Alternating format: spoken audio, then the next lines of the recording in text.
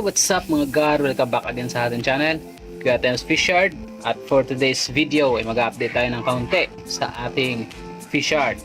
At kung mapapansin nyo mga gar, malinis na yung tank ni Toktok, no? Kasi in-scrub natin dito ang harapan. So malinaw na siyang nakikita, no? Nagwawala-wala siya kasi hindi pa yan nakakain. So finasting natin siya kaninang umaga kasi kagabi no, nagmukbang siya ng napakaraming mga culls, no?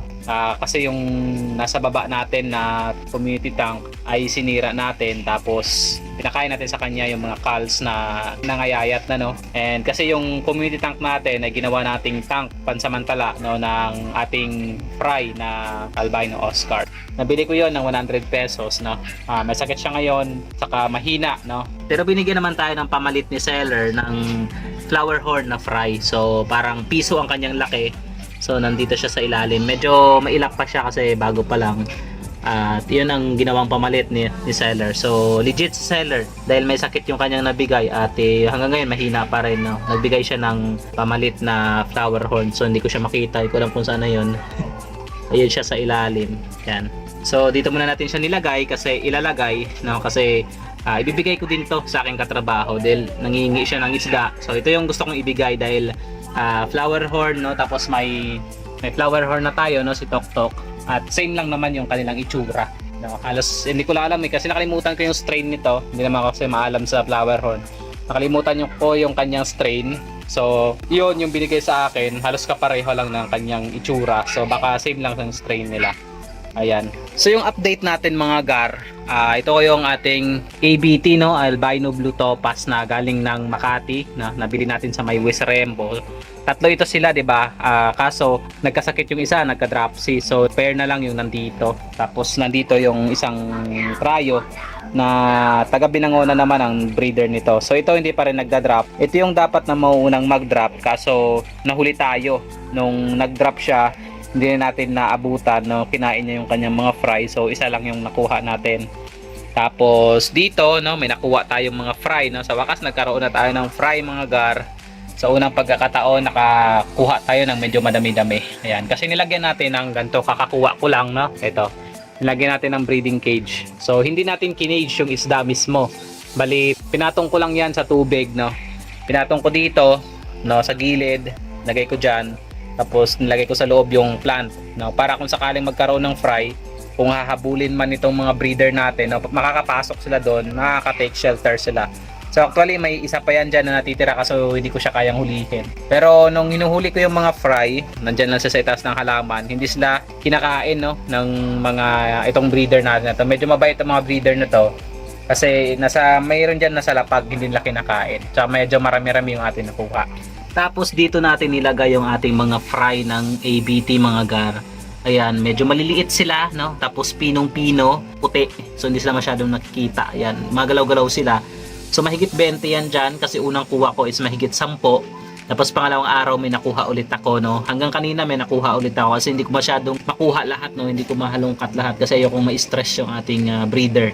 So ayan sila, mahigit 20, no? Binobomba natin yan ng BBS. Actually wala na nga akong BBS, baka meron kayong marekomenda mga gar, no? Black Dragon BBS. Naghanap ako ng Black Dragon na BBS na medyo affordable lang, no? Isang lata sana yung aking kukuhanin. Kasi may nakikita ako, no, medyo malayo, and may iba kasi na medyo mahal talaga, no? Almost 3K yung presyo. So baka merong mga 2224, no, na nagbebenta diyan. Barat din, na. Mapapansin yung mga gar, mas maraming shell yung nasa ilalim na napupunta. So nakikita ko kasi sa mga video, no, sa Facebook, no, na ang Black Dragon BBS na sa taas talaga lahat ng mga shell niya. Ito kasi nagmahalo. So pagka nag-harvest ka, maraming shell na sumasama doon. Kaya medyo messy masyado. Kaya gusto ko magpalit sana ng brand.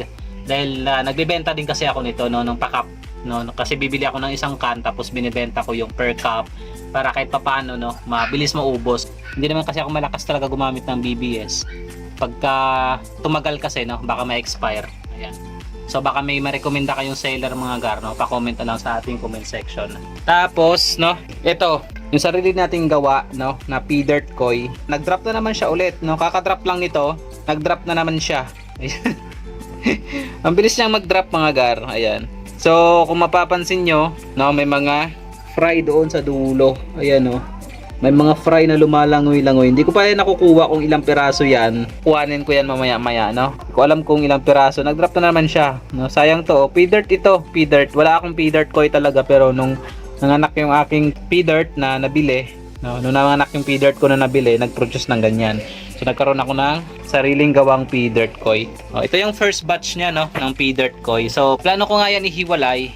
Kaso, hindi ko pa alam kung saan ko siya pag-iwa-hiwalayin. Yan, nagiging isda na sila. Ayan.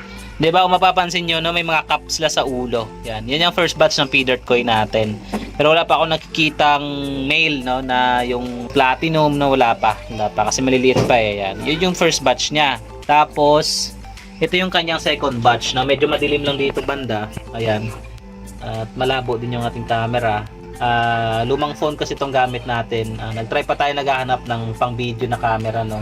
So, pasensya na muna kayo gar sa quality ng ating video. Ayan, babawi tayo sa susunod pa nakabili tayo ng ating camera na pang video sa ating vlog. Ayan, ito yung kanyang second batch, no. Iilan lang yan, konti lang yan, parang wala pa nga yan sa 10. Tapos, ngayon, no, nag-drop siya ng medyo madami-dami. Ayan. So, ayan, hindi ko lang alam kung ilan yan. So, try natin hulihin mga gar. Saglit. So, tapos na natin hulihin mga gar, no. Ayan, nasa 17 pieces, no, yung nahuli natin. Hindi ko lang alam kung may natitira pa yan dyan. Pero 17 yung nahuli natin. Ayan. Madami-dami to. So hindi ako sure kung magandang kakalabasan ng mga to.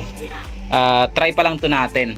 So pinag-iisipan ko kung peperpeken ba natin or yan lang, no? Magiging ganyan lang siya. So try natin at least di pa naman natin naisipan, no, na i-terminate. Kasi tuloy-tuloy siyang nag-aanak. So sayang din. Kaya dito natin siya ilalagay. So marami akong mga ganyan. Dito na natin nilalagay yung mga bagong panganak natin mga fry. Tapos pagka after 2 weeks, no, try nating hanapan ng malilipatan. Yan, dito lang muna. So yan, 17, no. Tapos doon may git 20 na ABT. Yun talaga ABT. Yun eh, pa-prioritize natin. After ilang days, no, ano na yan, nasa 3 days na siguro yan. No, after 2 weeks niyan, ililipat ko na yan siya sa medyo malapad-lapad. Kasi yan gusto ko pala paramihin. Gusto ko yan palakihin ng maganda. Tututukan ko siya. So, tapos ito kasi mga less priority lang natin to eh. Dahil hindi naman to perfect kasi talaga. So, experiment pa lang to kung gaganda ba to kakalabasan niya or hindi. So, dito na muna to. Tapos update tayo sa ating MSSBT, no. Ayan.